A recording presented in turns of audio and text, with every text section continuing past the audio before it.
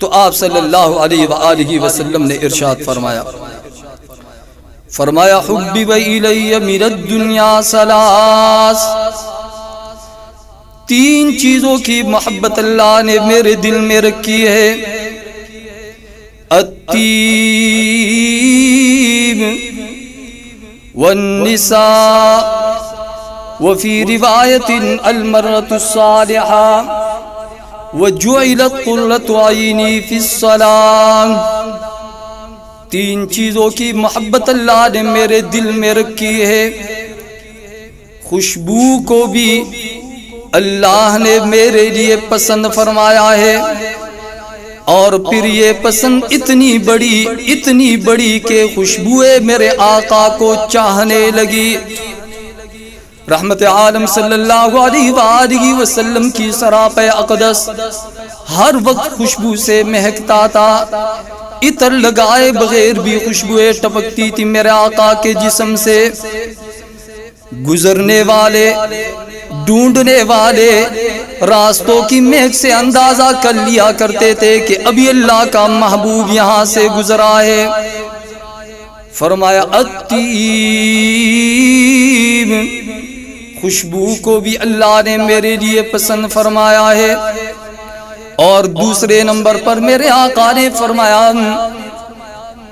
والمرأة الصالحہ، وہ بیوی جو اللہ کا حق بھی ادا کرے اور خاوند سے وفا کا ذوق بھی رکھنے والی ہو، وہ نیک رفیق حیات بھی اللہ نے میرے لیے بہت پسند کیا ہے، کہ جس کے جبین میں اللہ کے عبادت کے سجدے ہو اور جس کے جذبات میں وفا کے حرارے ہو، عبادت میں اللہ سے وفا کرے اور عفت میں خاوند سے وفا کرے، وہ نیک رفیق حیات بھی مجھے بہت پسند ہے۔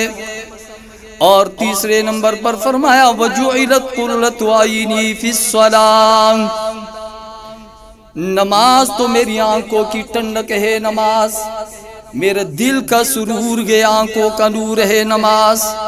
سرکار دو عالم صلی اللہ علیہ وآلہ وسلم جب عابد بن کر مصلی پہ کھڑے ہوتے، سیدہ عائشہ صدیقہ رضی اللہ تعالی عنہ فرماتی ہے کہ دیکھنے والے کو اللہ کے رسول پر رحم آیا کرتا تھا کہ میرے آقا کی تواضع اس قدر ہوا کرتی تھی۔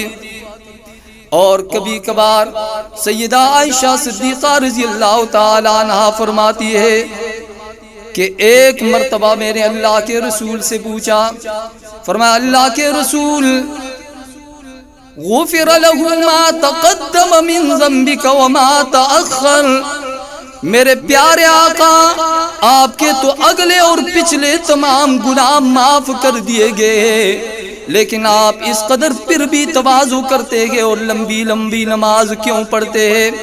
تو میرے آقا نے فرمایا افلا اکون عبدا شکورا، عائشہ میں اس ذات کا کیوں شکر ادا نہ کروں کہ جس نے ایک یتیم کو پیغمبروں کا امام بنایا ہوا ہے۔ تو میرے آقا نے فرمایا وجعلت قرۃ عینی فی الصلاۃ، نماز کو بھی اللہ نے میرے لیے محبوب رکھا ہے۔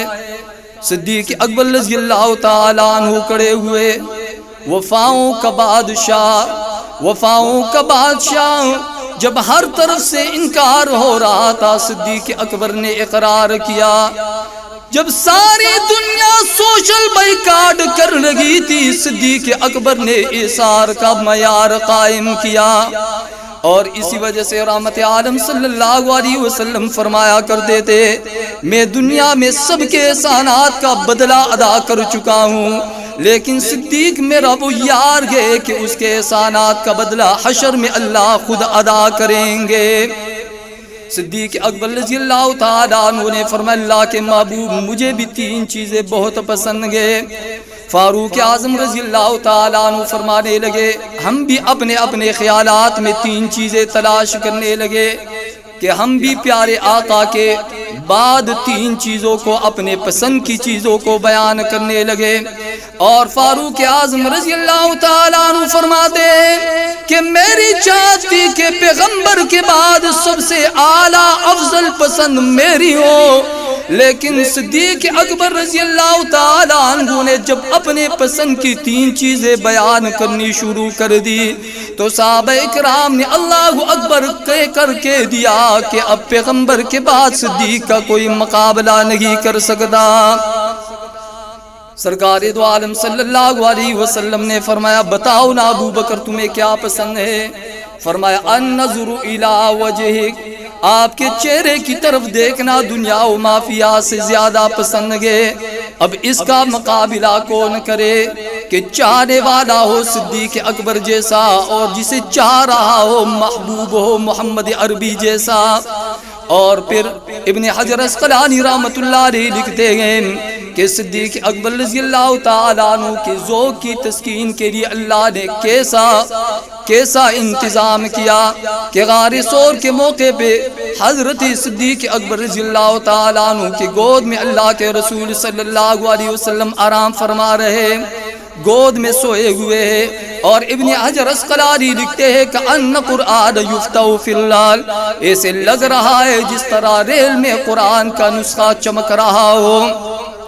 کبھی کبھی فاروق اعظم رضی اللہ تعالیٰ عنہ کیفیت اور وجد میں آ کر کے صدیق اکبر سے کہا کرتے تھے میری ساری زندگی کی نیکیاں لے لو، جہاد لے لو، خیرات لے لو، صدقات لے لو، لیکن ہجرت کی رات میں جو 3 راتیں تو نے اللہ کے رسول کے ساتھ گزاری ہے وہ مجھے دے دو. صدیق اکبر رضی اللہ تعالیٰ عنہ فرمایا کرتے تھے عمر آپ کہتے ہو اگر ساری دنیا بھی مجھ سے سودا کر لے کہ ابو بکر خوبیاں تم لے لو وہ ہمیں دے دو تو میں ہجرت کے سفر میں 3 راتوں میں سے گزرنے والا ایک لمحہ بھی کسی کو عطا نہ کروں. فرمایا النظر الی وجہک. اور دوسرے نمبر پر فرمایا وَإِنفَاقُ مَالِي عَلَىٰ أَمْرِكَ، میرے آقا آپ چاہے تو آپ کے دین پر سب کچھ کو لٹا کر کے قربان کرنا بھی مجھے بہت پسند ہے.